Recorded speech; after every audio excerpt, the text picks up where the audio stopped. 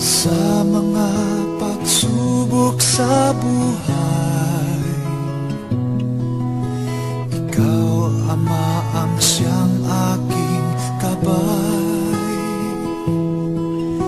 Kaya lamang nakapagtagumpay, dahil sa gawa ng iyong kamay.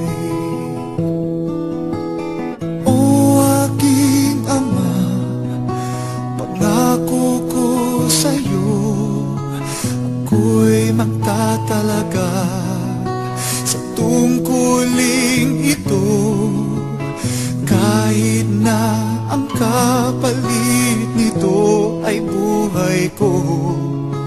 Ako'y magtatapat pa rin sa'yo.